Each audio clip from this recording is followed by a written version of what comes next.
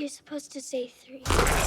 Stephen King didn't earn the moniker the King of Horror just like that. In an interview, George R.R. Martin, another literary legend, couldn't help but ask King one simple question.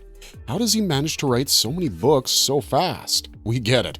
King has produced hundreds, if not thousands, of works over the decades, and to date, his books rank #1 on the New York Times bestseller list. King has created this bubble for bookworms, especially horror fans who love slipping into the rabbit hole of his mind-bending plotlines and character arcs. However, over time, particularly in media adaptations of King's works, some of his novels and characters have come to the forefront. We're not complaining that we got gems like The Shining, It, Pet Sematary, and more, yet there's this feeling we just can't shake. Pennywise, Jack Torrance, and Gage Creed aren't the only ones who should have stolen all the spotlight. There's a plethora of other disturbing characters hidden in King's world. Some have found a spot in Hollywood, while others are quietly sitting in the corners of his books. So, join us today as we dig up some of the most disturbing Stephen King characters ever. Before we get into this list, we do have a very small request.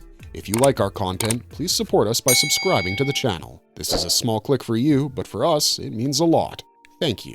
Let's begin.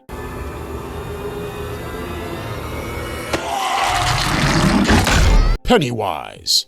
It, 1986. It slept for ages until humans arrived in Derry, and ever since, it's been tormenting the town. However, it does so for only a couple of years before going into hibernation for exactly 27 years. Pennywise thrived on fear, and children made ideal playthings. Yet, on some occasions, it would attack adults as well. The creature manifests as your worst fear and could potentially shapeshift into anything or everything. Not just that, it could also exert influence on the entire town of Derry, manipulating people's minds to choose obliviousness and ignorance, especially when it came to the constant disappearing children. It was also known to have taken a human form under the alias of Bob Gray. Practically everything was disturbing about this creature, which King created as a sum total of all evil. The fact that no one has ever seen its true form grounded the character in a constant fear of the unknown. The ultimate form it could take was that of the Deadlights, a mysterious writhing orange light that killed the beholder or drove them mad. On the other hand, Pennywise's only weakness was being ridiculed, or simply put, not being feared. That and the ritual of Chud. As surprising as it sounds, Pennywise also had a family. The other, or Gan, was obviously its progenitor, which would make Bessa its mother and the benevolent turtle, Maturin, its brother. Also, its brother also happened to be its arch nemesis. Sounds like kind of a normal family to us.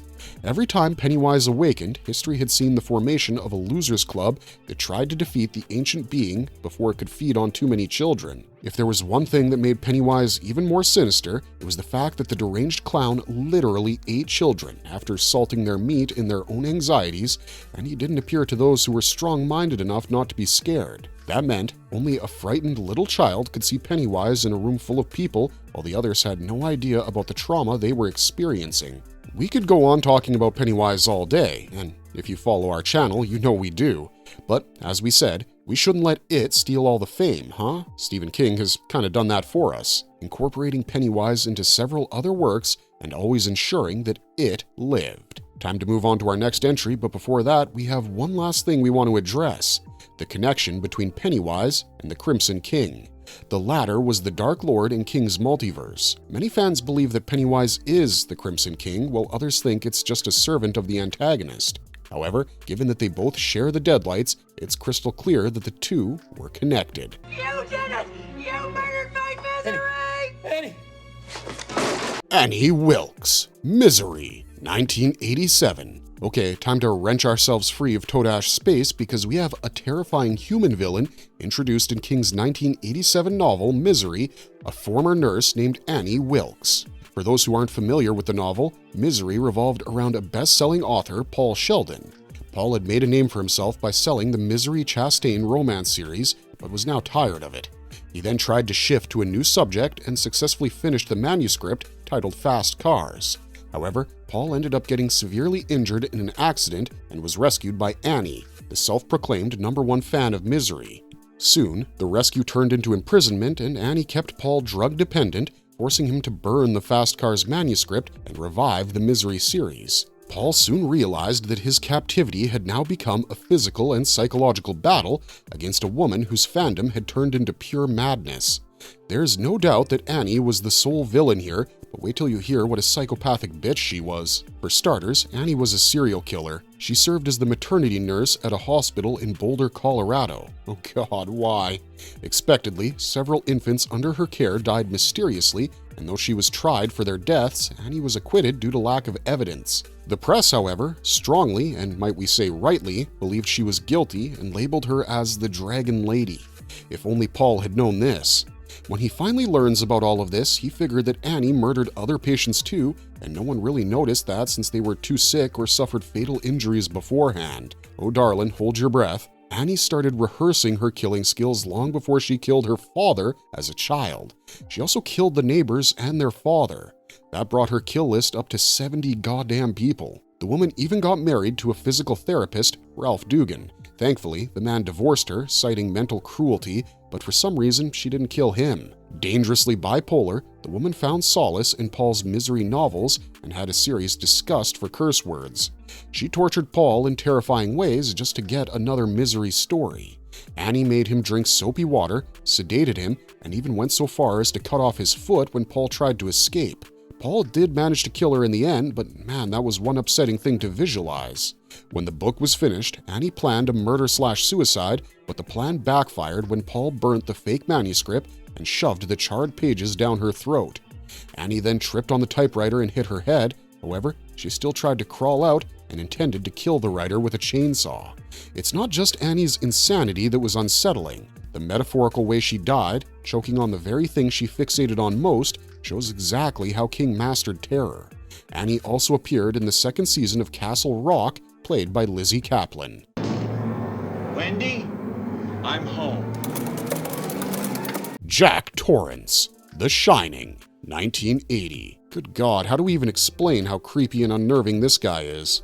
As much as King deserves all the praise for conceiving the person, Stanley Kubrick ensured that our skin crawled with his adaptation and Jack Nicholson's performance. I mean, can we ever forget the "Here's Johnny" scene? King seemed fascinated by Torrance, and he kept appearing in various places.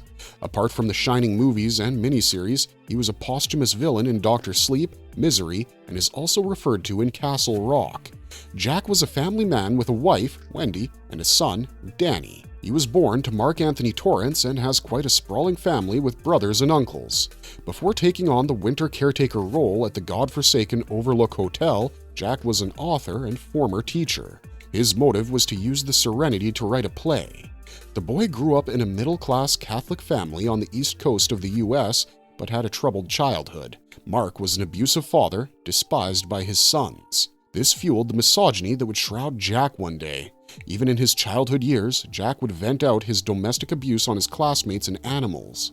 Soon, his grades started dropping, and he took to alcoholism by the time he was in his 20s. However, he wasn't his father. Jack stopped drinking when he was about to hurt Danny under the influence of alcohol. But the Overlook Hotel, it brought the end of Jack. The place drove him to insanity by drowning him in his past traumas, alcoholism, and the fear of becoming an abusive father. Jack became increasingly unstable and tried to hunt down his own family. At this point, the man was writing illegible things on the walls which turned out to be murder spelled backwards. Danny's psychic abilities tried to protect Jack, and though the family managed to escape the hotel, Jack's sanity would return way too late. He drew his last breaths in the boiler room of the Overlook Hotel when it exploded. But wait, let's trace back to why he really had to take up the job at the hotel. Jack was actually a diagnosed sociopath who had no sense of guilt or remorse. His addiction and volatile temper cost him his teaching job at a New England prep school. If you're still not afraid of this man, listen to this. He went into a frenzy after catching one of the students, who was slashing his tires, and beat him so badly that the boy nearly died. So yeah, the play was a sham. Basically, his friend, Al Shockley, gave Jack the chance to work at the hotel during the off-season to get his shit together. Isolation was definitely not the best choice for this already wrecked man, and the hotel's sordid past and incidents of violence warped his brain even further. In Dr. Sleep, Jack appeared towards the end as a ghost of the Bluebell Campgrounds, which was built over the Overlook Hotel. Man, just leave already. Gage Creed, Pet Sematary, 1983. While talking of chilling characters, we couldn't possibly ignore the toddler ghost of Gage Creed. Gage was a cute little 3-year-old born to Rachel and Lewis Creed. He also had an elder sister, Ellie, and while Gage is the primary antagonist in the novel and 1989 film adaptation of Pet Sematary, he played the protagonist in the 2019 adaptation where Ellie took his place. Tragically, Gage died after being hit by an Orenco truck while he ran onto the road chasing a kite. We'll never forgive the Pet Sematary casting director for casting such an adorable mushball of a child in the role. Devastated by her baby boy's death, Lewis dug up Gage's grave, hoping she could resurrect him by burying him at the Micmac Burial Ground, aka the Pet Sematary. He did it once with the family cat Church, who died in a similar way, so what's stopping him now? I mean, the cat definitely wasn't the same anymore. It smelled horrible, it hunted smaller animals, and it left the corpses for Lewis to find. Yet, Lewis gave in to his grief and followed the same pattern to resurrect Gage. He was indeed successful, and Gage returned from the dead, but his innocent soul was now corrupted by the Wendigo. Stephen King fans need no introduction to the Wendigo, but for newbies, just know it's a primal demon who terrorized people and is an overarching nemesis in King's multiverse. Lewis now had a dead zombie son under the Wendigo's influence who nonchalantly murdered people. Imagine a child ghoul running on the loose with his father's scalpel in hand, the motive to kill for thrill. Maybe it's personal, but children as ghosts are the scariest thing out there. I mean, picture this. A normal toddler surrounded by love and happiness, wearing a pair of yellow overalls, turned into a sadistic, murderous spirit appearing in a black, soiled outfit. Add an aggressive look on the face, cracked lines on the forehead, and Gage talking like an adult, and you've got yourself one of the creepiest villains out there.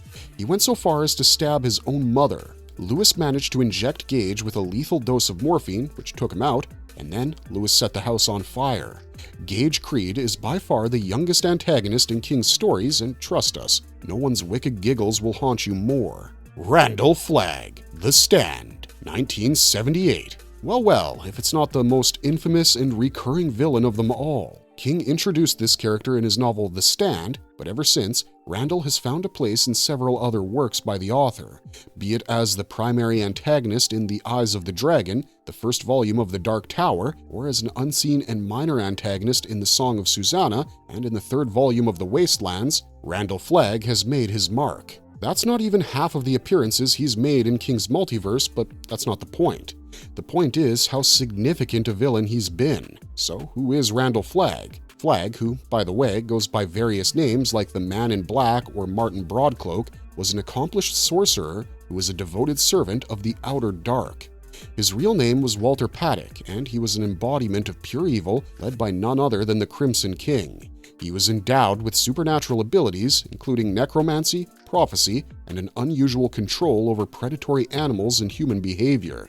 His driving force in life was about bringing down civilizations, and he worked as a demonic figure in The Stand who wreaked havoc after a plague wiped out most of the population. Simply put, multiply the Joker's anarchist tendencies and sprinkle otherworldly powers on top, and you've got Randall Flagg. He also appeared as an evil wizard in The Eyes of the Dragon, attempting to usher in chaos in the fictional medieval city of Delane. Flagg's role varied across King's work, but one thing was consistent: he was a certified menace. In The Dark Tower, Flagg became Roland Deschain's ultimate antagonist, and the narrative expanded on his backstory and motivations. Walter was born to the wizard Merlin and the goddess of black, Selena. He was given to a mill owner and his wife who brought him up, but guess what? At 13, he grew bored, burned down his home, and began searching for his true father. Over the years, he learned dark magic and mastered it to the extent of becoming a demon with near immortality. According to some sources, Flagg was a rape survivor, which shaped his personality. Randall had a sexual relationship with the demon of the Pink Sphere, whom he called his sister. Okay. Flagg's powers were near endless. Levitation, teleportation, reading minds, inducing fear, hypnosis, the list goes on and on. He could also possess people, travel across dimensions, dim himself, and resurrect the dead. As a sorcerer, he could create illusions and transform into a crow. It's just a lot, you know? No wonder King himself said that Flagg is the best villain he's ever created. It's really difficult to say what makes Randall so threatening. Everything about him is so damn creepy. Think about it. You see a random crow or a man in cowboy boots who seems harmless, but in reality, he can wrench out your soul in no time. Shivers, dude. Raymond Andrew Jobert, Gerald's Game, 1992. Famously known as the Moonlight Man or Space Cowboy, Raymond Andrew Jobert was the main tyrant in Gerald's Game. Yes, the same Gerald's Game which was turned into a movie in 2017 by the one and only Mike Flanagan. Raymond was a serial killer and a necrophile. Okay, that's one thing we're not going to describe on this list. You've got the internet if you want to feed your dark curiosity. However, Raymond wasn't what he was without a background, but it's not really a typical one. He was sexually abused by his father and stepmother before he ended up molesting his 2-year-old cousin. This is already beyond messed up. Raymond started assaulting minors and killing animals with fireworks by the time he was 19. And that's just the tip of the iceberg when it comes to how sick this character is. The corpses found in his home had severed genitals, and he became a suspect for a dozen homicides. Raymond was also cannibalistic. He killed his stepmother and her husband, scalped them, and made a meal out of them. One of his victims was his stepmother and her husband, whom he scalped and ate. Jobert recognizes and advances on her, mocking her earlier statement about him being made of moonlight. Thanks to the movie, we all know how he ended up in Jessie Burlingame's life, even if you haven't read the novel. Jessie, who found herself handcuffed after a BDSM session went wrong, saw a tall figure with a basket filled with jewelry made out of human bones. She convinced herself that the man was only made of moonlight, which made him disappear. However, once free, Jessie was attacked by the real Moonlight Man and somehow managed to survive. Raymond was finally caught and imprisoned for his crimes, but his legacy of horror would live forever. The only possible explanation as to why he walked away from Jessie at first is that the man liked torturing his victims before killing them. He was also a narcissist who couldn't help himself from taunting Jessie even after being apprehended. Raymond was a little too real of a monster, if we're being honest.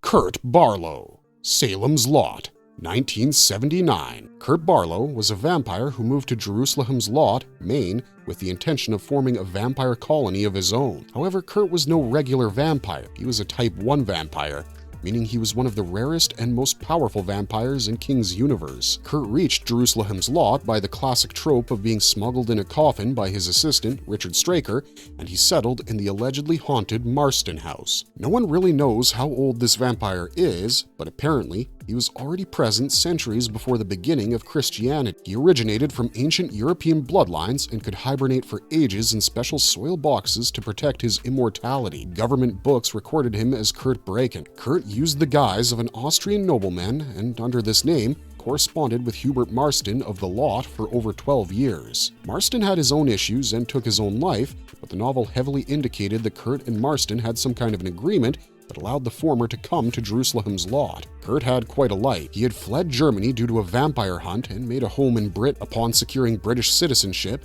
Kurt took the English surname of Barlow. After that, in 1975, he began turning the residents of the main town into vampires with his assistant's help. He heartlessly sacrificed a child, Ralphie Glick, in a ritual, and his brother became Barlow's first victim, thereby starting the cycle of conversion. Though Kurt Barlow was destroyed in the end, he accomplished what he wanted, to make humans his slaves and shroud humanity in mayhem. The townsfolk remained vampires and began spreading it to surrounding regions. Barlow was malice personified.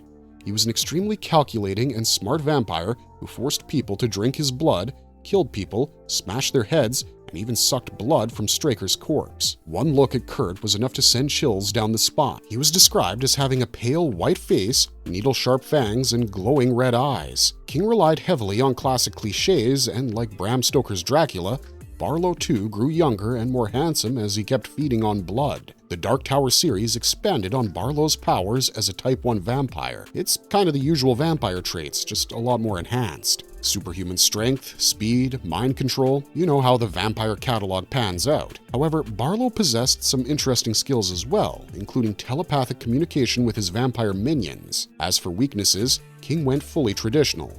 Sunlight, wooden stakes, white roses, and garlic. Moreover, as with popular beliefs, Barlow couldn't enter unless invited in, and he couldn't set foot on consecrated ground. Charles Jacobs, Revival, 2014. King really outdid himself while creating Charles Jacobs.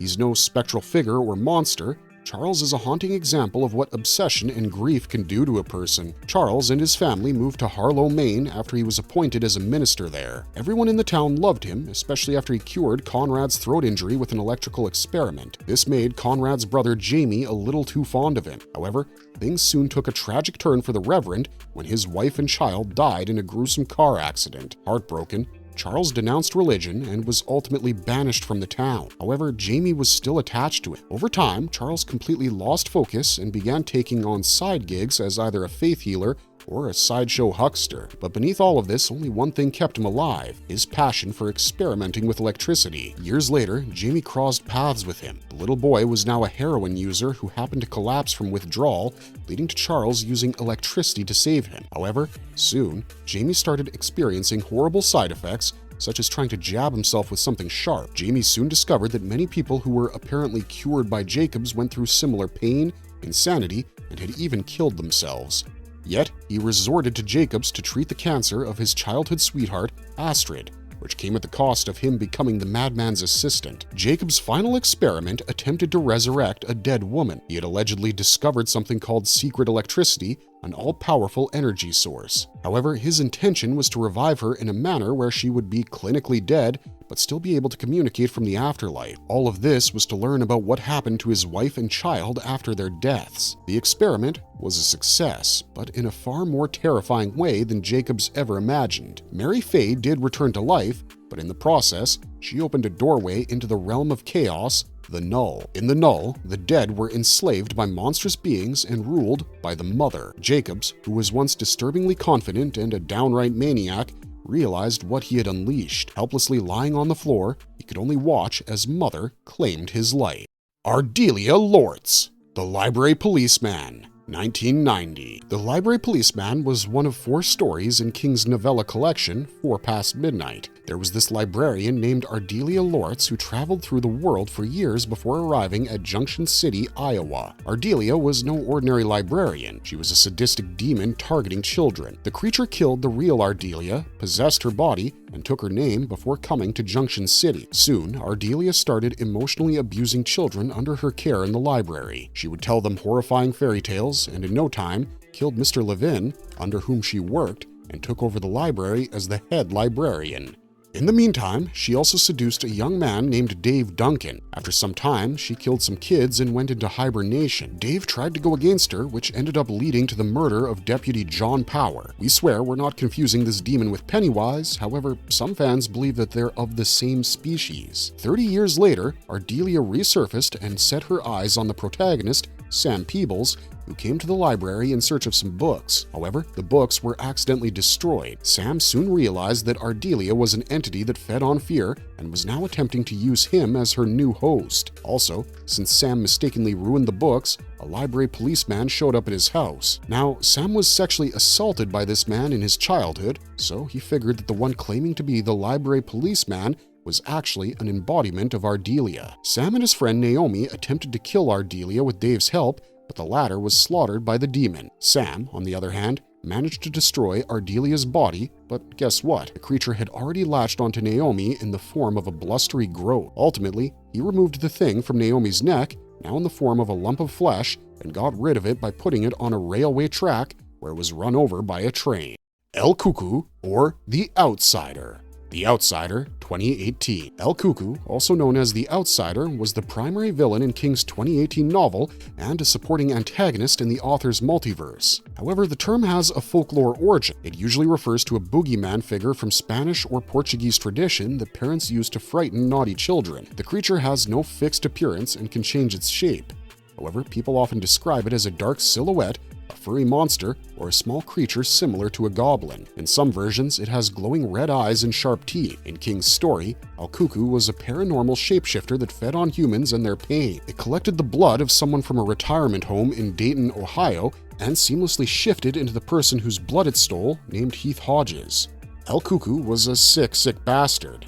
If you mix serial killers, sexual assaulters, and a spectral entity, you might find yourself able to comprehend the creature El Cuckoo was. As Heath, he lured in young girls, forced himself on them, killed them, and ejaculated on their bodies. Yeah, we're kinda convinced this was Ted Bundy in ghost form. or rather worse. El Cuckoo then hid in the cemetery to feed on the girl's family's grief. It did the same thing all over again, this time by stealing someone else's blood, transforming into the person, and raping an 11-year-old boy, Frank, in the most gruesome manner. It then kept on feeding on the grieving family's suffering and also on those whose family members were wrongly accused of the crimes. El Cuckoo continued the horrible game until it was finally defeated and turned into a swarm of worms. Fortunately, that swarm of worms was killed as well. Again, many believe that this emotion-eating monster originated from Todash space. Marvelous verdict! Alright folks, that's all for today. Honestly, that was a pretty unnerving ride. King has created some of the spookiest characters out there, and he just keeps going. The man's a genius, and we're lucky to witness the world of Stephen King. Human or not, the personalities we talked about are downright unsettling. A toddler on a killing spree? You gotta be kidding me. We're also inclined to believe that King has a soft spot for Pennywise because Ardelia, El Cuckoo, and so many others carry those unmistakable it traits. Not that we're complaining. Pennywise is easily one of King's best creations. Anyways, the point is that Stephen King can steal a reader's sleep with just his imagination, birthing some of the creepiest characters ever conceived. We're sure you've got plenty of other names in mind, but that was our list for today, so let us know your thoughts or other picks in the comments down below. And if you enjoyed this content, don't forget to leave a like and subscribe to us if you haven't already. Otherwise, thanks for watching, stay safe out there, and have a marvelous day.